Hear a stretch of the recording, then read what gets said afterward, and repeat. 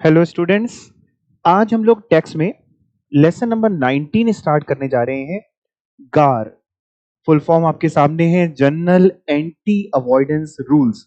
ये क्या है? पहले थोड़ा सा इसके बारे में आपको हिस्ट्री दे देता हूं, है ना, फिर इसको पढ़ने में भी मजा आएगी अपने को। देखिए, जनरल एंटी अवॉइडेंस रूल, गार, एक गार होता है और एक होता है सार, स्पेसिफिक एंटी अवॉइडेंस रूल। सार आप पढ़ चुके हैं। बच्चे कहेंगे कहां पढ़ा सर, आपने कहां पढ़ाया सार? मैं समझाता हूं सार क्या है। देखिए, हम लोगों ने कॉन्सेप्ट पढ़ा था टैक्स प्लानिंग का, tax evasion, tax management, tax avoidance. सभी बच्चे जानते हैं इसका मतलब आज की तारीख में कि टैक्स प्लानिंग, लॉ के दायरे में लेके, लॉ के दायरे में रह करके लॉ मेकर जितने एडवांटेज आपको देने की कोशिश कर रहा है आप वो उठा रहे हैं, सारे इंसेंटिव उठा रहे हैं, डिडक्शंस क्लेम कर रहे हैं, that is tax planning. Tax evasion, tax की चोरी करना, इनकम को कम दिखा रहे हैं, एक्सपेंसेस को जानबूझ के ज्यादा दिखा रहे हैं, वो इवेजन। अवॉइडेंस, आप कुछ ऐसा कर रहे हैं जहां पे लॉ के लूप होल का मजा उठा करके टैक्स को बचाने की कोशिश कर रहे हैं। जब हम बात करते हैं टैक्स प्लानिंग की तो कोई दिक्कत नहीं है, लेजिटिमेट है, ऐसी कोई समस्या ही नहीं है। जब हम बात करते हैं टैक्स इवेजन की तो ये तो साफ साफ चोरी है, इसके लिए ना सार लगता है ना ही गार लगता है। चोरी है भैया, ये तो पकड़ी जाएगी तो सही इनकम निकाली जाएगी, पेनल्टी वगैरह सब कुछ निकाली जाएगी। लेकिन अगर आप टैक्स अवॉइडेंस करते हैं, टैक्स अवॉइडेंस मतलब आप लॉ के दायरे में रहते हुए टैक्स को तोड़ने की कोशिश करते हैं, टैक्स के जो इंटेंशन है लॉ मेकर की उसको डिफीट करने की कोशिश करते हैं, तो लॉ मेकर ने बहुत सारे सार बना रखे हैं। और सार कोई नए नहीं है, बहुत साल पुराने हैं। जैसे फॉर एग्जाम्पल आपको सार समझ में आएगा। आपने क्या किया, आपने थोड़ी अपनी इनकम अपनी वाइफ के नाम दिखा दी।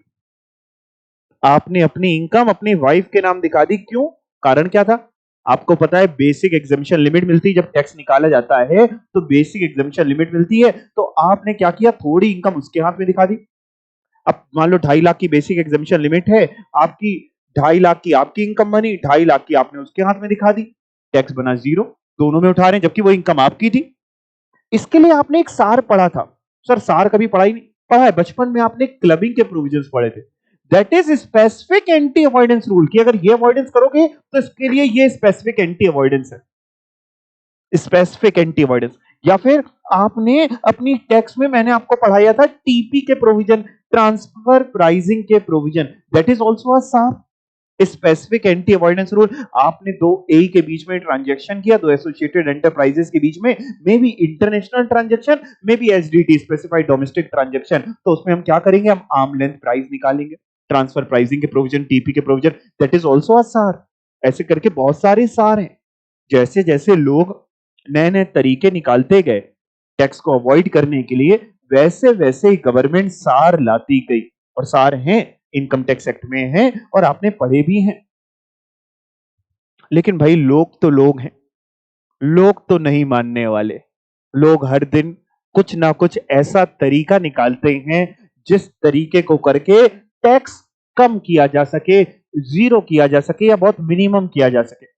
लेजिटिमेट तरीका नहीं, लेजिटिमेट है तो कोई टेंशन ही नहीं है, लेकिन इनलेजिटिमेट तरीका निकालते हैं, लॉ के दायरे में रह के लॉ को तोड़ लेते हैं।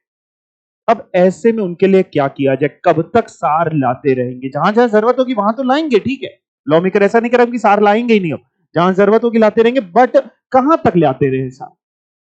इसके लिए अपनी गवर्नमेंट ने क्या किया, अपनी गवर्नमेंट ने डेवलप्ड कंट्रीज को देखा। बहुत ध्यान से मैं आपको कार की पूरी हिस्ट्री समझा रहा हूं।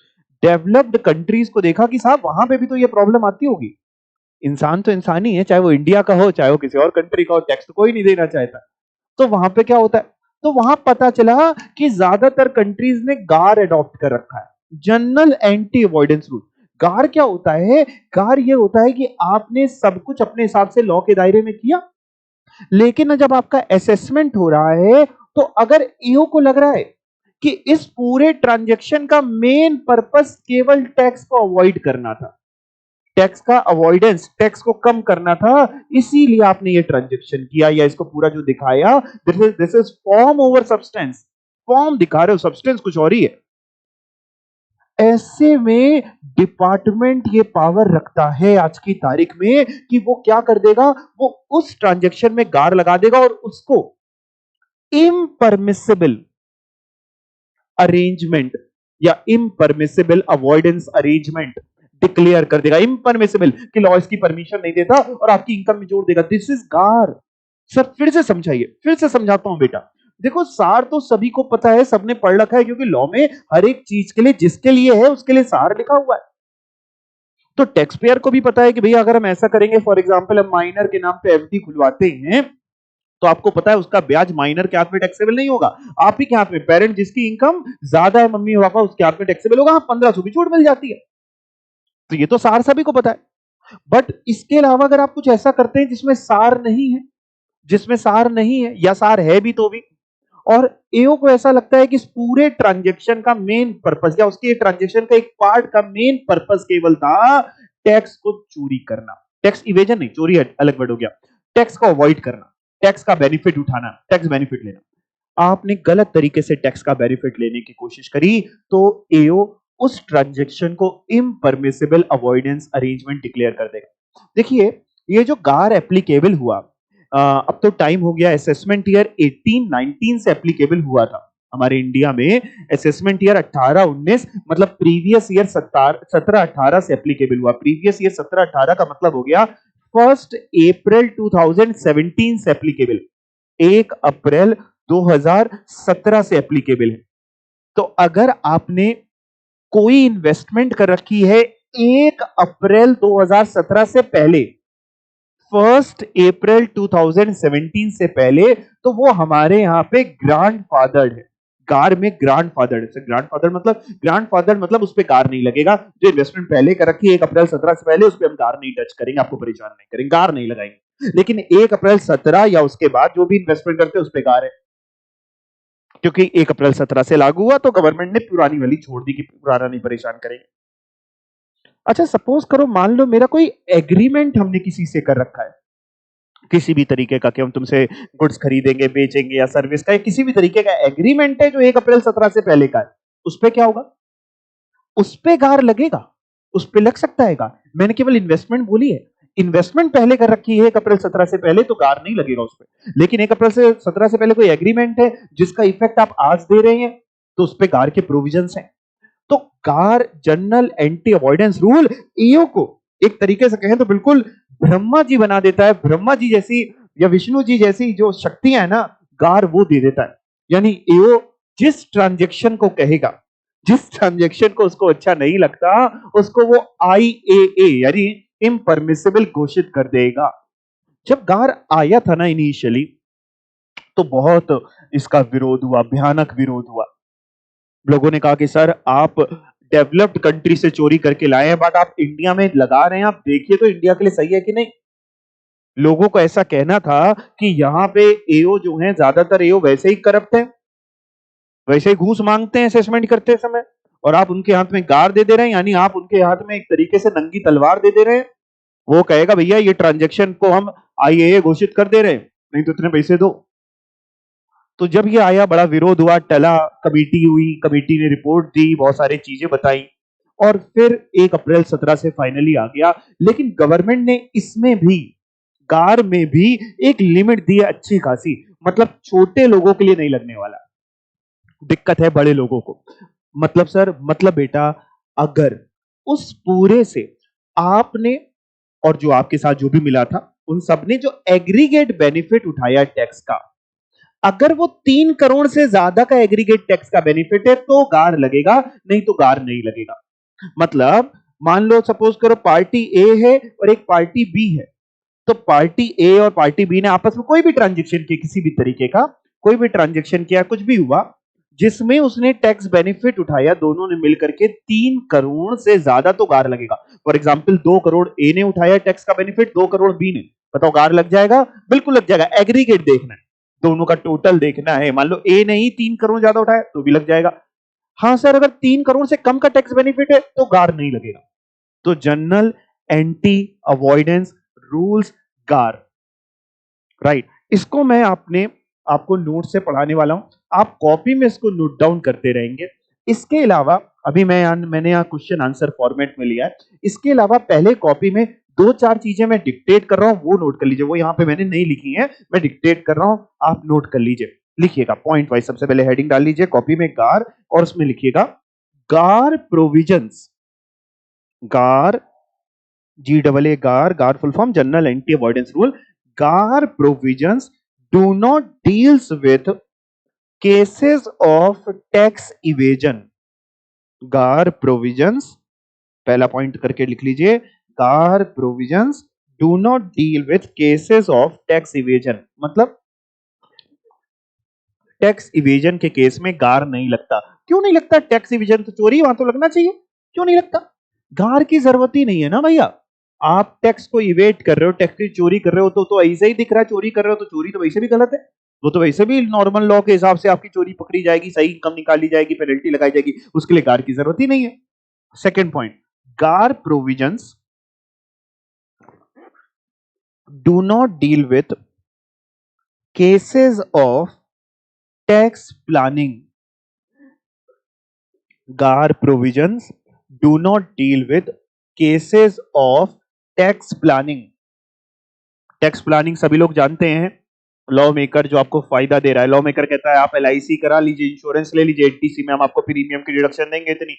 आपने कराया, डिडक्शन क्लेम कर रहे हैं, दिस इज टैक्स प्लानिंग। इसके लिए कार की कोई जरूरत ही नहीं, लॉ मेकर की इंटेंशन ही यही थी। तीसरा पॉइंट, गार प्रोविजंस नॉर्मली, गार provisions normally do not apply with cases, do not apply with cases where there are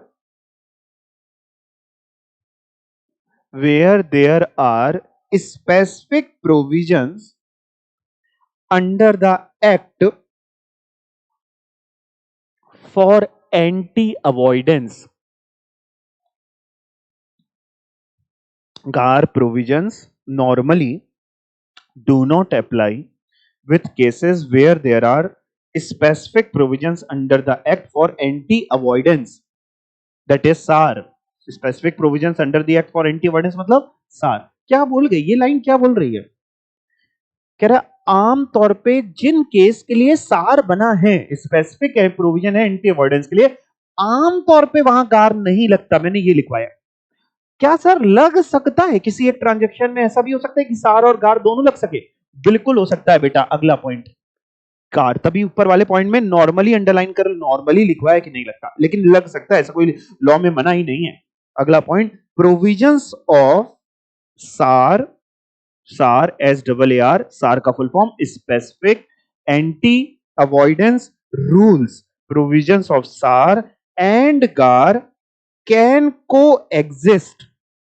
provisions of सार एंड गार कैन को एग्जिस्ट, एक साथ एग्जिस्ट कर सकते हैं। नेक्स्ट पॉइंट कौन सा पॉइंट नंबर होगा?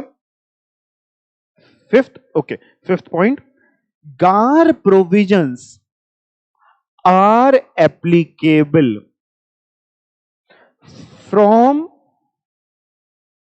Assessment year 1819 onwards। assessment year 1819 onwards, that is assessment year 1819 मतलब कब से आया? Previous year, that is previous year 1718। तब तो बहुत टाइम हो गया है, लेकिन ये इसलिए लिखवाया कि अभी अगला पॉइंट में बता दूंगा कि 1 अप्रैल 17 से पहले की इन्वेस्टमेंट पे नहीं लगता। अभी अगले पॉइंट में लिखवा दूंगा, दैट इज प्रीवियस ईयर 1718 से आया, यानी 1 अप्रैल 2017 से आया, दैट इज 1 अप्रैल 2017 ऑनवर्ड से आया। नेक्स्ट पॉइंट, इन्वेस्टमेंट मेड और एक्वायर्ड, इन्वेस्टमेंट मेड और एक्वायर्ड, कोई एक चीज लिख लो या दोनों लिख लो। इन्वेस्टमेंट मेड और एक्वायर्ड प्रायर टू, बताओ कौन सी डेट लिखवाऊं? 1 अप्रैल 2017, 1 अप्रैल 2017, ग्रांट फादर्ड, GRAND एक वर्ड है, ग्रांड फादर, GRANDFATHERED ग्रैंडफादर मतलब लिख लो आगे क्या है मतलब होता है इसका, दैट इज, इसी का आगे लिखो that is not covered by गार प्रोविजंस, नॉट कवर्ड बाय गार प्रोविजंस। मतलब 1 अप्रैल 2017 से पहले की इन्वेस्टमेंट्स पे गार नहीं लगेगा। बट 1 अप्रैल 2017 से पहले कोई एग्रीमेंट कर रखा है उस पे गार लग सकता है, ठीक है ना जी। अगला पॉइंट, गार प्रोविजंस, गार provisions apply where the aggregate tax benefit, GAR provisions apply where the aggregate tax benefit in the relevant assessment year, in the relevant assessment year arising to all the parties to the arrangement, arising to all the parties to the arrangement exceeds rupees, exceeds rupees, बताओ कितना, 3 करोड़, 3 करोड़। अच्छा खासी limit दी हुई है, tax की बात कर रहे हैं ना। हाँ क्या लिखा है ये point, GAAR provisions apply where the aggregate tax benefit in the relevant assessment year. किसको, एक इंसान को कि उस ट्रांजैक्शन से जितने लोग जुड़े हैं सबका मिला के टोटल करेंगे, सबका मिला के टोटल करेंगे एग्रीगेट, पार्टी ए है पार्टी बी है, दोनों का टोटल अगर एक्सीड करता है 3 करोड़ ज्यादा है तो गार लगेगा सर। यानी इसका मतलब अगर 3 करोड़ या उससे कम है तो गार नहीं लगेगा। अगर जो टैक्स का बेनिफिट आप ले रहे हो 3 करोड़ या उससे कम है तो गार नहीं लग सकता, ठीक है। इन्हीं बातों के साथ चलो अब आपको यही चैप्टर और पढ़ाता हूं। क्वेश्चन आंसर फॉर्मेट में नोट्स हैं, आप कॉपी में इसको नोट डाउन करते चलेंगे, मैं पढ़ाऊं। चलिए जी, अभी तक जितना पढ़ा है उसमें कोई डाउट है किसी को, जितना समझाने की कोशिश करी? नहीं। चलिए आइए देखते हैं, क्वेश्चन आंसर फॉर्मेट में इसलिए रखा कि किस तरीके से क्वेश्चन पूछ सकता है और उसका अपन क्या आंसर करके आने वाले हैं। तो सबसे पहला क्वेश्चन कि साहब ये गार होता क्या है, उसकी एप्लीकेबिलिटी क्या है, what is GAAR and it applicability. ठीक है जी, आइए देखें। GAAR refers to general anti avoidance rules, GAAR का फुल फॉर्म ये है, these rules target any transaction और बिजनेस अरेंजमेंट, एनी वर्ड लिखा है, कोई भी ट्रांजेक्शन और business arrangement that is entered into, जो आपने किया किस ऑब्जेक्टिव से, केवल with the objective of avoiding tax, tax को अवॉइड करने के लिए। The objective is to check aggressive tax planning. Sir आपने तो सिखाया टैक्स प्लानिंग में नहीं लगता, बिल्कुल टैक्स प्लानिंग नहीं लगता। Aggressive tax planning means tax avoidance. अगर आपको ये लाइन में कंफ्यूजन लगे बाद में कि हम कंफ्यूज जाएंगे तो आप इसको टैक्स अवॉइडेंस कर लो। The objective is to check tax avoidance, ठीक है। It may be noted that, क्या, GAAR provisions would be applicable to all tax payer, सभी पे लगता है गार अगर लगना होगा, इरिस्पेक्टिव कि उनका रेसिडेंशियल स्टेटस कैसा है, इरिस्पेक्टिव कि उनका लीगल स्टेटस कैसा है, मतलब रेसिडेंट है नॉन रेसिडेंट है, कंपनी है इंडिविजुअल है, क्या है उससे कोई फर्क नहीं पड़ता। द प्रोविजंस ऑल्सो अप्लाई करती हैं सारे ट्रांजेक्शन्स पे, सारे अरेंजमेंट पे, इररिस्पेक्टिव उनका नेचर बिजनेस का था कि नॉन बिजनेस का था, उससे कोई फर्क नहीं। हाँ फर्क क्या है, इफ द टैक्स बेनिफिट जो आपको एक्रू हुआ टैक्स पेयर को, वो आपको पता है टैक्स बेनिफिट मिला और लिमिट तो मैंने बताई थी, भी आगे भी आएगी। टैक्स बेनिफिट एक्रू हुआ एंड आप एक्स्टेब्लिश नहीं कर पाए कि मेन पर्पस था क्या उस ट्रांजेक्शन का। यानी ये कह रहा है हमें तो लग रहा है भैया तुम्हारा ये मेन पर्पस जो है केवल केवल और केवल टैक्स का बेनिफिट लेना ही, पूरा ट्रांजैक्शन तुमने किया ही जो है झूल झाल किया है वो टैक्स का, वो अवॉइडेंस करने के लिए, टैक्स का बेनिफिट लेने के लिए। इसका कॉमर्शियल सब्सटेंस कुछ है ही नहीं, इसका लैक ऑफ कॉमर्शियल सब्सटेंस है, तुमने क्यों किया ऐसा। कह रहे हैं tax benefit accrues to the taxpayer and he fails, taxpayer fails to establish that the main purpose of entering the into transaction arrangement was not to obtain tax benefit। taxpayer ये proof नहीं कर पा रहा है कि उसका main purpose tax benefit obtain करना नहीं था। बात समझ में आई? जैसे फॉर एग्जांपल आपको समझाता हूं, फॉर एग्जांपल मान लो एक इंडियन कंपनी है, वो क्या करती है, मैं रियल केस समझा रहा हूं आपको, सुनना। इंडियन कंपनी है, वो क्या करती है, वो सिंगापुर से इलेक्ट्रॉनिक आइटम्स गुड्स वगैरह खरीदती है और दुबई में बेचती है। एक्चुअल में ऐसा होता है क्योंकि सिंगापुर में टेक्नोलॉजीज वगैरह है, दुबई में कुछ है ही नहीं, टेक्नोलॉजी के नाम पे कुछ नहीं है। तो साहब वो सिंगापुर से खरीदती इंडियन कंपनी दुबई बेचती है। अगर वो ऐसा करेगी तो जाहिर सी बात है वो इंडियन कंपनी, वो रेसिडेंट है हमारे यहाँ पे, तो उसको पता है उसकी वर्ल्ड वाइड इनकम टैक्सेबल होगी, उसकी वर्ल्ड वाइड इनकम टैक्सेबल होगी, उसको सब पता है। उसने क्या किया, एक्चुअल के समझा रहा हूं, उसने क्या किया, ऐसा लोग करते थे, उसने क्या किया, साइप्रस में जाकर के एक सब्सिडी बना ली, सब्सिडरी बना ली। साइप्रस बाहर, इंडिया के बाहर एक ऐसा जुडिक्शन है जहां पे टैक्स नहीं लगता है ना, रियल्टी में वहां टैक्स नहीं लगता, वहां पे जाके एक सब्सिडी बना ली, सब्सिडरी बना ली इंडियन कंपनी ने। और अब जो वो खरीद रहा है सिंगापुर से गुड्स और बेच रहा है, कहां पे बेच रहा है भैया, जाकर के दुबई में। तो लॉ मेकर कह रहे भैया ये जो साइप्रस तुमने बनाई, वहां पे साइप्रस का, साइप्रस को प्रॉफिट दिखा रहे हो, साइप्रस जो तुमने बनाई इसका क्या है भैया, ये क्यों बनाई, इसका फायदा क्या था बनाने का, तुम इंडिया से ही क्यों नहीं कर पा रहे थे? क्या साइप्रस में बना के साइप्रस वाली कंपनी जब सिंगापुर से खरीद रही तो क्या सस्ते मिल जाते हैं गुड्स, दुबई में बेचते हो तो क्या ज्यादा प्रॉफिट बेच लेते हो? नहीं भाई, इंडिया से करते तो भी वही होता। यानी मेन पर्पस लैक करता है कॉमर्शियल सब्सटेंस। देखिए मैं आपको इसमें एक दो बातें और समझाऊं। अगर ये प्रूफ हो गया कि साइप्रस का पोयम इंडिया में है, पोयम के लिए आपने पता है ना कंडीशंस वगैरह, ये प्रूफ हो गया कि पोयम इंडिया में है, तो वैसे भी साइप्रस के हाथ में इनकम टैक्सेबल होगी, कोई टेंशन ही नहीं है। लेकिन अगर ये एसएससी ना थोड़ा श्रूड होगा, थोड़ा सा बहुत चालाक सा होगा ना, तो प्रूव कर ले जाएगा कि साइप्रस का पोयम भी बाहर, एक्टिव बिजनेस आउटसाइड इंडिया, दिखा देगा एम्प्लॉय यहाँ को यही नहीं, साइप्रस का सब बाहर ही है, साइप्रस वाली कंपनी में साइप्रस में ही जॉब करते हैं, वहीं सब कुछ है, एसेट्स वही है, यहाँ कोई लोकेटेड नहीं है, तो प्रूफ कर जाएगा। नॉन रेसिडेंट, नॉन रेसिडेंट बच के निकल सकता है। आप समझ रहे हैं बात को? अब ऐसे केस में, ऐसे केस में आपके प्रोविजंस कार के लग जाएंगे। हाँ, अगर टीपी की बात पूरी हो गई, ट्रांसफर प्राइसिंग वाली बात पूरी हो गई तो भी लग सकते, लेकिन यार टीपी की बात नहीं पूरी हो रही। क्यों टीपी की बात पता है क्यों नहीं पूरी हो रही? साइप्रस वाली कंपनी सिंगापुर से खरीद के दुबई को बेच रही है, तो साइप्रस वाली कंपनी सिंगापुर से जिससे खरीद रही वो यही थोड़ी ना है, दुबई को जिसको बेच रही वो यही थोड़ी ना, इंडिया की और साइप्रस वो यही है, इंडिया और आपस में कोई ट्रांजेक्शन ही नहीं कर रहे हो, तो टीपी लग नहीं सकता, सार लग नहीं सकता, लेकिन कार लग सकता है। ठीक है ना जी? तो आप अगर ये प्रूव करें कि सर नहीं हमारा main main intention tax benefit लेना नहीं था, तो बात अलग है, लेकिन आप प्रूव नहीं कर पाओगे। यानी दैट इज यहां पे लैक है कॉमर्शियल सब्सटेंस, कॉमर्शियल सब्सटेंस नहीं दिखाई दे रहा। क्यों बनाई तुमने साइप्रस में कंपनी? लॉ मेकर एओ क्या करेगा, साइप्रस को इग्नोर कर देगा। जैसे आप कंपनी लॉ में नहीं पढ़ते lifting of corporate veil type का, तो साइप्रस को इग्नोर कर देगा, मानेगा साइप्रस में कोई कंपनी तुम्हारी थी नहीं, और उसकी इनकम भी इंडियन वाली कंपनी के हाथ में टैक्सेबल करेगा।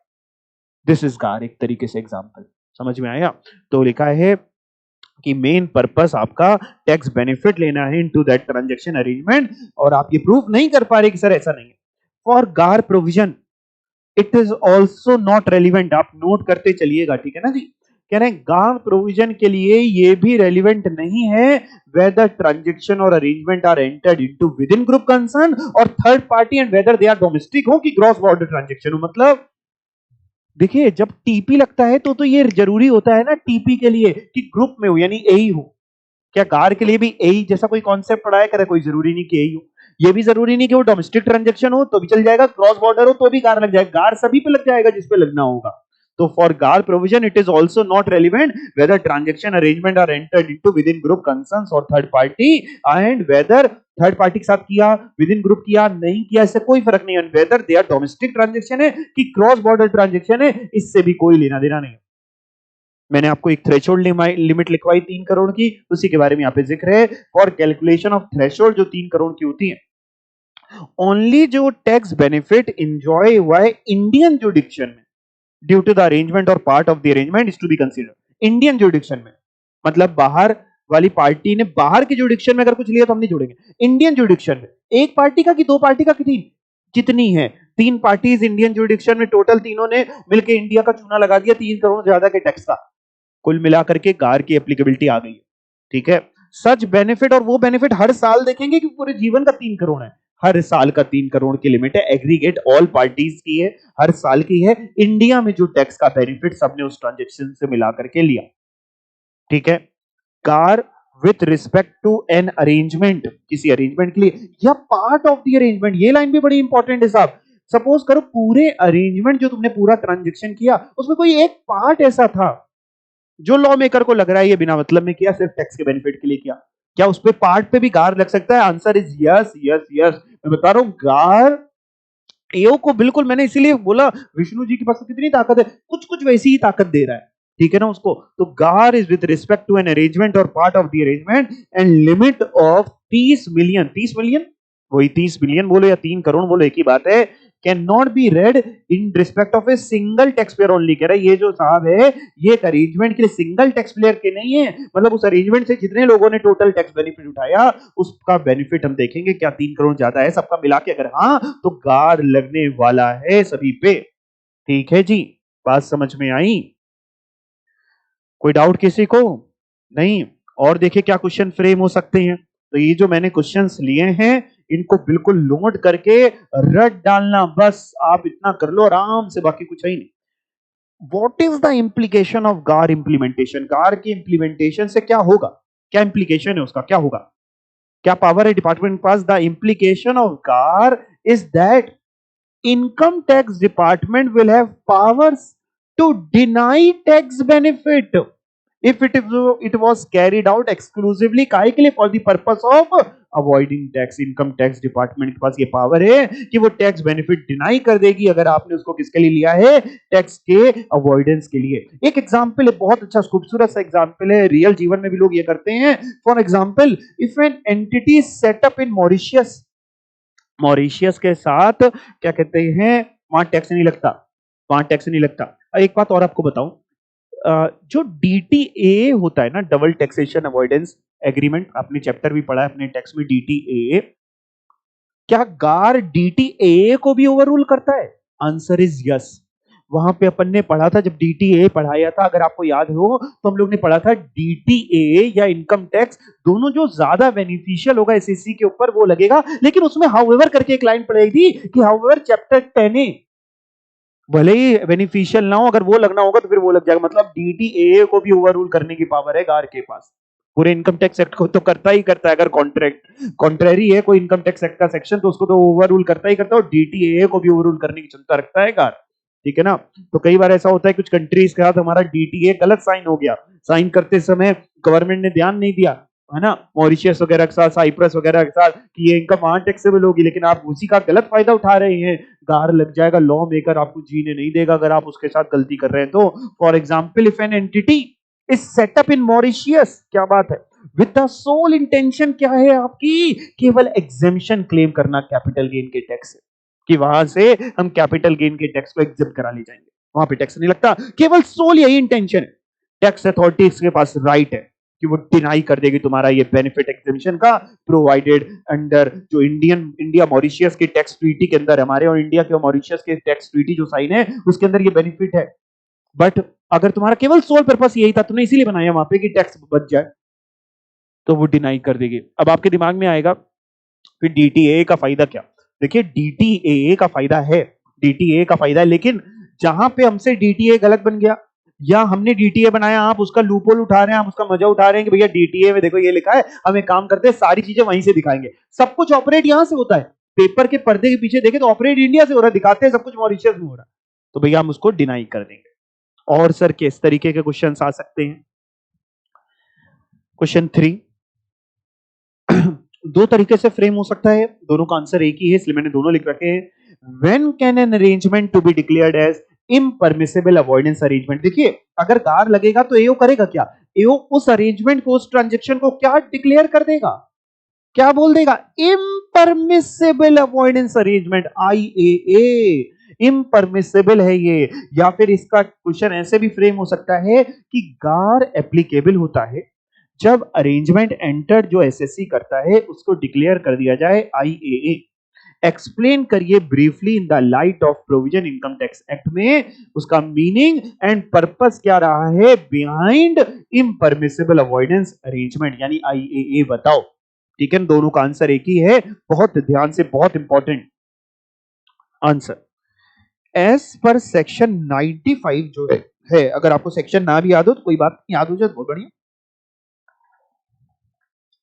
सेक्शन 95 इनकम टैक्स एक्ट का क्या कहता है, an arrangement entered into by an assessee, आपने जो अरेंजमेंट किया, जो ट्रांजैक्शन किया, मे बी डिक्लेयर्ड, उसको एओ मे भी है, चाहे तो डिक्लेयर कर सकता है अगर ए को ऐसा लग रहा है, क्या, to be an impermissible avoidance arrangement in relation to determination of tax जो अराइज हुआ टैक्स निकालने के लिए, उसको कहेगा नहीं हम उसको मानेंगे ही नहीं। लेकिन सर कब कर सकता है, कुछ तो होगा ना, कब कर सकता है? हाँ बेटा, इम्परमिसिबल अवॉइडेंस अरेंजमेंट कब कह सकते हैं? सेक्शन 96 बताता है, क्या बात पूरी हो जाए, एज पर section 96 of income tax act 1961 an impermissible avoidance arrangement means an arrangement, impermissible avoidance arrangement वो अरेंजमेंट है जिसका मेन पर्पस है of which is to obtain tax benefit. देखिए प्राइमरी कंडीशन तो ये है, लिखना हो तो लिख लीजिए, प्राइमरी कंडीशन है, दो कंडीशन आपको पढ़ाऊंगा, एक प्राइमरी कंडीशन और एक टेंटेड कंडीशन। सर टेंटेड मतलब secondary condition.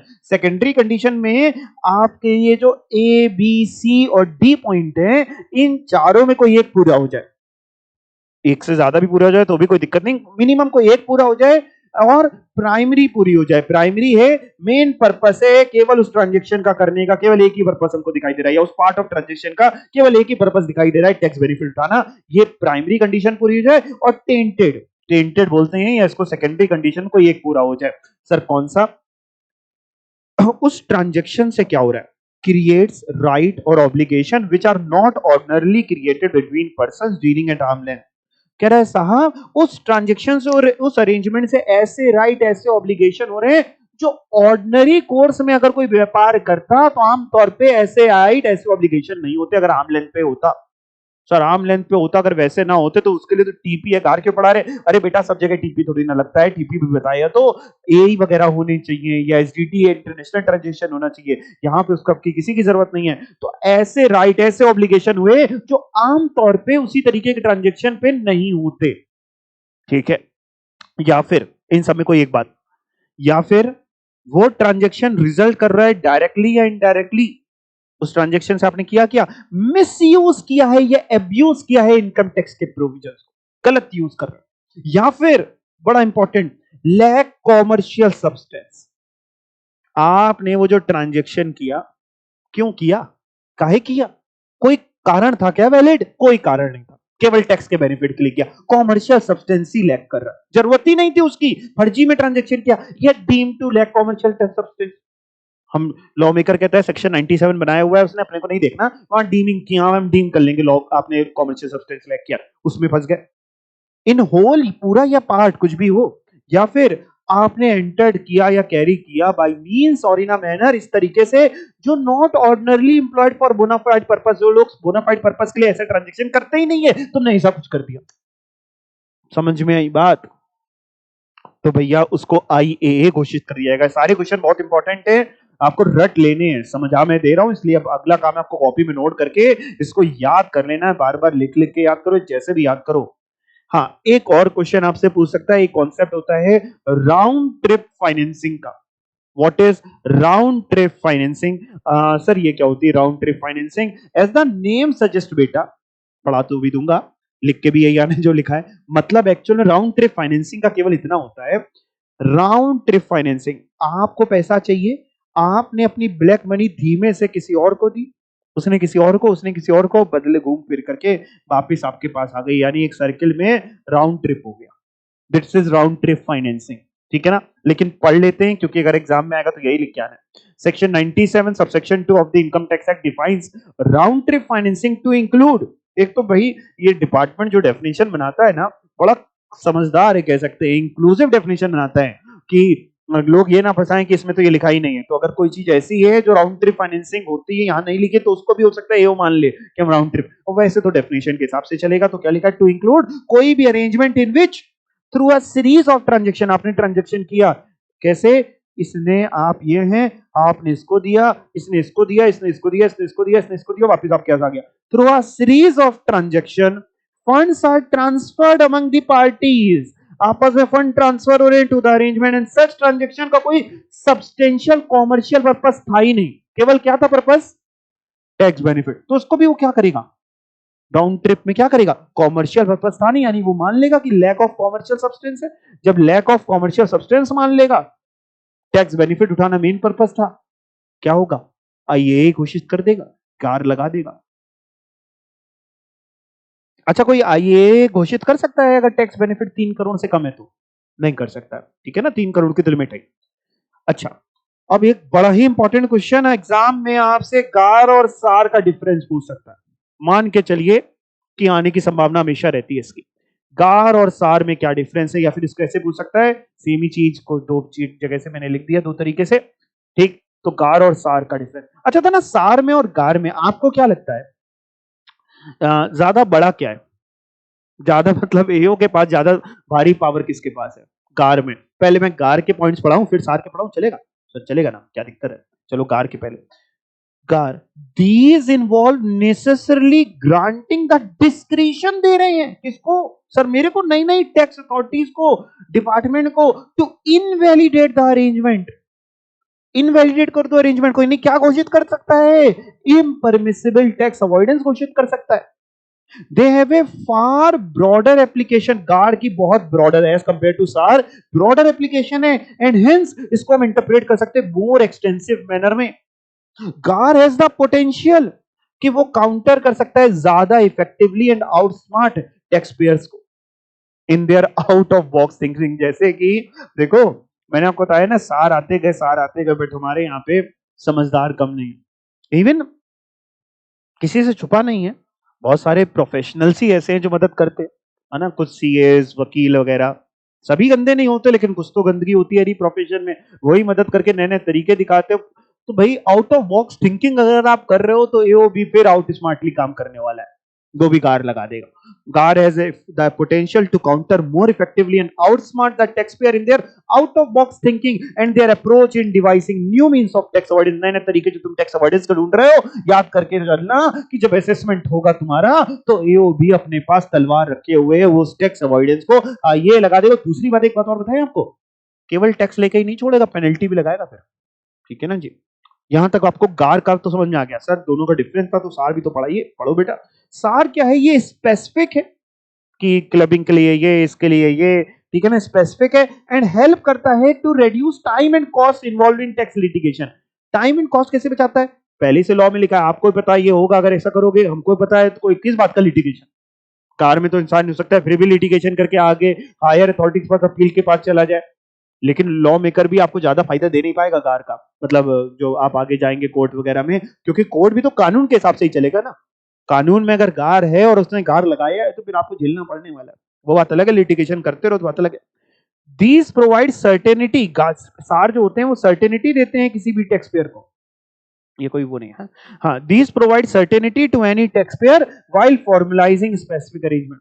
These do not provide, ये अगला पॉइंट यहां से, these do not provide any discretion to the tax authority. क्या सार कोई डिस्क्रिशन दे रहा है? नहीं, सार तो ये है कि अगर ये हुआ है तो टैक्स अथॉरिटी उसको करेगी, नहीं तो सार नहीं लगाएगी। सार में कोई डिस्क्रिशन नहीं, कार में तो डिस्क्रिशन बैठा है लेकर के वो। There is always a possibility कि टैक्स पेयर फाइंड कर ले लूपहोल्स। सार में क्या कर सकता है वो? तब भी लूपहोल्स फाइंड कर सकता है। फॉर एग्जांपल माइनर है, 17 साल का है आपका बेटा, आपने उसके नाम पे एफडी इनकम दिखा दी, आपको पता है ब्याज इसी साल टैक्सेबल होगा, अगले साल से वो मेजर हो जाएगा, नहीं टैक्सेबल होगा।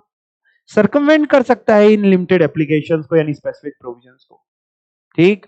बहुत इंपॉर्टेंट है गार और सार का डिफरेंस, कोई डाउट किसी को? नहीं? अच्छा सर, और किस तरीके का क्वेश्चन आप पढ़ाएंगे? चलो डिस्कस, ये भी बहुत important question. Discuss the exclusions provided from the provisions of गार। सर मतलब गार कब नहीं लगेगा? सर आपने सिखा तो दिया, बिल्कुल मैंने सिखा दिया, 2 पॉइंट तो आपको सिखा दिए, वो दो भी लिखे, बाकी दो और लिखे। सर दो कौन से सिखा दिए? एक मैंने आपको सिखाया 3 करोड़ वाली लिमिट, एक सिखाई 1 अप्रैल 17 से पहले के इन्वेस्टमेंट पे नहीं लगता। दो और पॉइंट है, चलो पूरा पढ़ाता हूं। एक्सक्लूजन फ्रॉम गार, कब गार नहीं लगेगा? Rule 10U। सर ये सब रूल वूल याद करें, याद हो जाए तो ठीक है, नहीं याद हो तो कंटेंट को बस रखो दिमाग में। Rule 10U income tax rule का क्या कहता है? The rules provide for certain exclusion from the provision of गार विच आर एज फॉलोज। क्या क्या क्या एक्सक्लूजन है? पहला, एन अरेंजमेंट थ्रेशोल्ड लिमिट, एक तरीके की मॉनेटरी थ्रेशोल्ड जहां पे गार नहीं लगेगा। An arrangement where the tax benefit in the relevant assessment year arising in aggregate to all the parties to the arrangement does not exceed a sum of 3 crore. I think ये सब समझ गए, ठीक है ना। सेकंड और थर्ड आपको बाद में पढ़ाऊंगा, पहले फोर्थ पढ़ लो। और कब गार नहीं लगेगा? फोर्थ, एनी इनकम एक्रूइंग और अराइजिंग और डीम्ड टू एक्रू राइज और रिसीव्ड और deemed to be received by any person from transfer of investment. कौन सी इन्वेस्टमेंट? जो कब करी थी? 1 अप्रैल 2017 से पहले। उसके बाद सर करेंगे तो गार की प्रोविजन एप्लीकेबल है उसके लिए। सर सेकेंड और थर्ड क्या है और पढ़े? सेकेंड और थर्ड इजी है। FII फॉरेन इंस्टीट्यूशनल इन्वेस्टर को छूट दी हुई है कि भैया वो दुखी ना हो जाए, ऐसा ना हो वही पैसा इन्वेस्ट करना ही बंद कर दे। हम तो चाहेंगे ना बाहर वाला यहाँ पे पैसा इन्वेस्ट करे, है ना, उसको डर ना लग जाए। पता चले हमारे हिंदुस्तानी तो बड़े जिगरी होते हैं, वो डरते नहीं है। बाहर वाला पहले डर के बैठ जाए तो और हालत खराब हो जाएगी। FII who is an SSC under income tax act and has not taken, ऐसा FII जिसने बेनिफिट नहीं लिया है सेक्शन 90 का या 90A का। मतलब DTA के सेक्शन है ना, तो जिस ऐसा एसएससी जिसने जो ऐसी कंट्री का है जहां से हमारा DTA नहीं है, उसने यहाँ पे उसका बेनिफिट नहीं लिया एंड क्या किया है? इन्वेस्ट किया है इन लिस्टेड सिक्योरिटीज या अनलिस्टेड सिक्योरिटी, लेकिन प्रायर परमिशन लेके कॉम्पिटेंट अथॉरिटी की, in accordance with SEBI, that is foreign institutional investor regulations 1995 and such other regulation जो एप्लीकेबल है। सर ये सारी बातें पूरी होंगी सेकंड वाले पॉइंट में तब नहीं लगेगा? हाँ, सारी बातें पूरी हों। क्या क्या? इसको आप 2-4 बार पढ़ के अपनी लैंग्वेज में भी एग्जाम में लिख सकते हैं, जरूरी नहीं कि डिक्टो यही लिखना है। ठीक है। FII जो इनकम टैक्स में हमारे यहाँ SSC हो, यानी पहली बात FII हो, दूसरी बात इनकम टैक्स में SSC हो, तीसरी बात उसने DTA का बेनिफिट ना लिया हो, चौथी बात उसने इन्वेस्ट किया हो यहाँ पे लिस्टेड सिक्योरिटी या अनलिस्टेड सिक्योरिटीज में, पांचवी बात ये जो इन्वेस्टमेंट करी है वो कॉम्पिटेंट अथॉरिटी से परमिशन लेके करी। बस इतनी आप बातें याद रख लो तो फिर आपका उस फॉरेन इंस्टीट्यूशनल इन्वेस्टर के ऊपर गार नहीं लगने वाला। यहां तक बात समझ में आ गई? ठीक। और सर कब नहीं लगता? एक और पॉइंट आपने लिखा बिल्कुल, a non resident in relation to investment made by him by way of offshore derivative instruments or otherwise directly or indirectly in FII। देखिए होता क्या है, मैं आपको बताऊं होता क्या है। इस पॉइंट को थोड़ा सा समझा दूं, बाकी तो आपको याद करना ही है, थोड़ा समझा देता हूं। देखिए ये है इंडिया का स्टॉक मार्केट। अब इंडिया के स्टॉक मार्केट पे कोई नॉन रेसिडेंट डायरेक्टली इन्वेस्ट नहीं कर सकता, मना है, नहीं कर सकता। बाहरी वाला यहाँ पे डायरेक्टली स्टॉक मार्केट पे पैसा नहीं लगा सकता। क्यों सर? इसलिए मना है कि हो सकता है मान लो कहीं कोई ऐसा तो नहीं है, कोई आतंकवादी हो यहाँ पे पैसा लगा दे, कंपनी का मालिक बन जाए, फिर अपने हिसाब से चलाए, गलत एक्टिविटीज करे, तो उसके लिए गवर्नमेंट ने तरीका बना रखा है। उसके लिए तरीका ये बना रखा है कि FII फॉरेन इंस्टीट्यूशनल इन्वेस्टर यहाँ पैसा लगा सकते हैं। तो होता क्या है, ये नॉन रेसिडेंट FII को पैसा देता है और FII यहाँ पे स्टॉक मार्केट में खरीद सकता है। नॉन रेसिडेंट जो FII को पैसा देता है उसके लिए FII इनको प्रॉमिसरी नोट्स इश्यू करता है कि हाँ हमने तुमसे पैसा लिया। तो ऐसे में कह रहे हैं ये जो नॉन रेसिडेंट है जिसने FII के ऊपर पैसा लगाया, इसके ऊपर भी गार नहीं लगता। सेकंड पॉइंट में था FII के ऊपर तो नहीं लगता, सब्जेक्ट टू जो सारी बातें पूरी हो जाए। थर्ड पॉइंट में इस नॉन रेसिडेंट के ऊपर भी नहीं लगता, जिसमें चाहे प्रोमिसरी नोट बोल लो, ऑफशोर डेरिवेटिव बोल लो, कुछ भी बोलो, किसी भी तरीके का इंस्ट्रूमेंट जो नॉन रेसिडेंट को मिला हो, कहां पे पैसा लगाया उसने? FII में। पढ़ के देखिए, a non resident in relation to investment made by him by way of offshore derivative instrument और अदरवाइज डायरेक्टली और इनडायरेक्टली कहां पे लगा रखा है वो पैसा? FII में। तो उस नॉन रेसिडेंट के ऊपर भी गार नहीं लगने वाला। बोलिए बेटा बोलिए, ये चारों पॉइंट्स आप याद कर लेंगे, एग्जाम में आएगा गार कब नहीं लगता तो चारों बता देना। इन चारों केसेस मतलब चारों बातें पूरी हुई नहीं, कोई भी एक बात, इनमें चारों चार अलग अलग केसेस हैं, गार नहीं लगता। एक प्रैक्टिकल क्वेश्चन आपके सामने कराऊं? ठीक है ना, कराऊं? चलिए जी, बहुत ध्यान से आंसर देना इसका। क्वेश्चन है, ABC limited has 2 factories, one of which is in SEZ। एक ही कंपनी है, उसकी 2 फैक्ट्रियां हैं जिसमें से एक SEZ में है। आपको बताए सभी को, अगर SEZ में अगर SEZ में होगा तो क्या होगा? ABC limited has 2 factories, one of which is in SEZ। अगर SEZ में एक फैक्ट्री है तो उसके प्रॉफिट्स आपको पता है उसकी डिडक्शन मिल जाती है, पहले 5 साल तक तो पूरा ही 100% मिल जाती है 10AA में, है ना, एक्सपोर्ट वगैरह से रिलेटेड जो प्रॉफिट्स होते हैं। इसने किया क्या? Company moves the produce of the non SEZ factory at a price considerably lower than the FMV to the SEZ factory. Company की 2 फैक्ट्री है, एक SEZ में एक नॉन SEZ में। इसने किया क्या? जो नॉन SEZ में प्रोडक्शन किया नॉन एसईजेड में जो यूनिट थी उसका प्रोडक्शन माल बेच दिया बहुत कम दाम में एसईजेड वाली यूनिट को, जो बहुत कम दाम में बेचा, तो नॉन एसईजेड के तो प्रॉफिट्स अपने आप कम हो गए क्योंकि टैक्सेबल होते थे, इसलिए कम दाम में सेल दिखाई। और एसईजेड ने क्या किया, एसईजेड ने खरीदा, उसकी परचेज कॉस्ट कम हो गई, बेचेगी ज्यादा में, उसका प्रॉफिट बढ़ भी जाए तो उसको क्या टेंशन है, उसको टेंडेबल में डिडक्शन मिल जाएगी, एक तरीके की टैक्स अवॉइडेंस ही तो है ये। इससे हुआ क्या, this lower the cost of production of the SEZ factory, SEZ factory की प्रोडक्शन की कॉस्ट कम हो गई क्योंकि उसके लिए परचेज कॉस्ट कम हो गई, and goods are sold from there in after, वहां से एसईजेड से जब बेचे गए आफ्टर इनसिग्निफिकेंट वैल्यू एडिशन, काफी वैल्यू एडिशन करके हैवी दाम पे बेचे गए, यानी कॉन्सिक्वेंटली एसईजेड की फैक्ट्री ने शो किया हायर प्रॉफिट जो एंटाइटल था द एसएससी टू क्लेम, जिससे उसके हायर डिडक्शन मिल गई for the computation of income. बताइए जरा, लिखा है question, can GAAR is specified under income tax be invoked, in this case GAAR लगेगा, कार लगेगा, बोले बेटा बोले कार लगेगा, थोड़ा दिमाग लगा के कार लगेगा।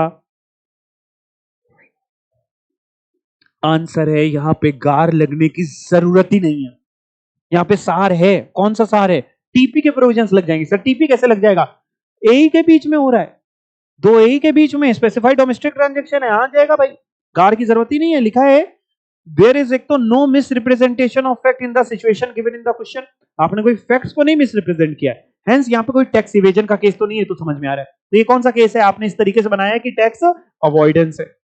In the given case, ABC Limited ने क्या किया, has made to shift the profit from a taxable zone to a zone, ऐसे जोन में जहां पे टैक्स बेनिफिट लगता है being SEZ, and hence इसको कहां पे डेल करेंगे हम, by the TP regulation, hence GAR will not be invoked in this case। हो गया आंसर, अगर एग्जाम में क्वेश्चन आए तो यही आंसर आपने कराना है, इंपॉर्टेंट मार्क कर लीजिए, सारे क्वेश्चन इंपॉर्टेंट है, सारे इंपॉर्टेंट है, कोई एक नहीं इंपॉर्टेंट है जिसमें मैंने नहीं भी लिखा है, वो सब इंपॉर्टेंट है। ठीक है जी, बोलो बेटा बोलो।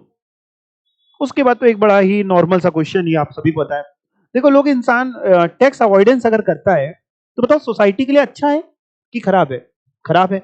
लिखा है नरेट एनी 3 इविल कॉन्सिक्वेंसेस, क्या हो सकते हैं टैक्स अवॉइडेंस के, 3 पूछे हैं मैंने, बता आपको ज्यादा दिए कि जब ज्यादा बता दूंगा तो एग्जाम में पूछेगा, तो 3 आप लिख याद करके लिख आएंगे। इविल कॉन्सिक्वेंसेस टैक्स अवॉइडेंस के कैसे हो सकते हैं, क्या हो सकते हैं, मतलब सब्सटेंशियल लॉस हो सकता है, much needed public revenue, particularly हमारे देश में जहां वैसे ही लोगों के पास पैसा नहीं है, गवर्नमेंट को वेलफेयर एक्टिविटीज करनी है, वहां पे आप टैक्स अवॉइडेंस कर रहे हैं, आप लोगों के साथ धोखा कर रहे हैं, लोग गरीबी से मरे जा रहे हैं, आप सरकार को टैक्स नहीं दे रहे।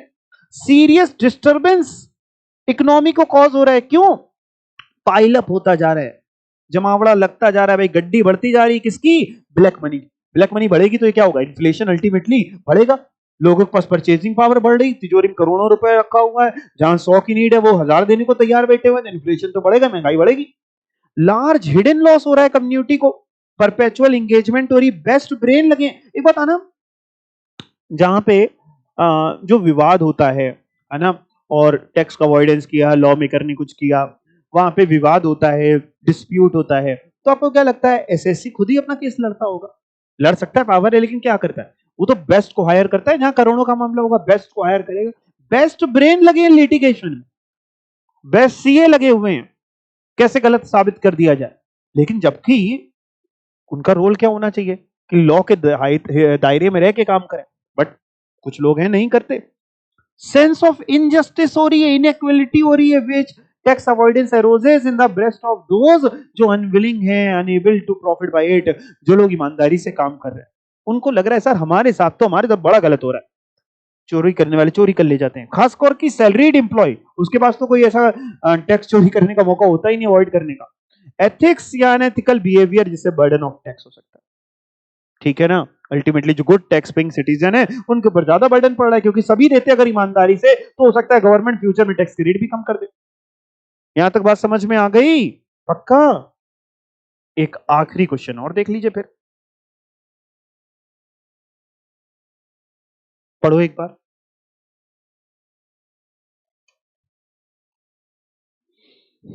Examine and explain by giving reasons in brief, true और फॉल्स तरीके का क्वेश्चन एक डाला है, as to the correctness or otherwise of the following statement in the context of the content in the income tax act, मतलब ये statement correct है कि फॉल्स है बताओ, और रीजन समेत बताओ।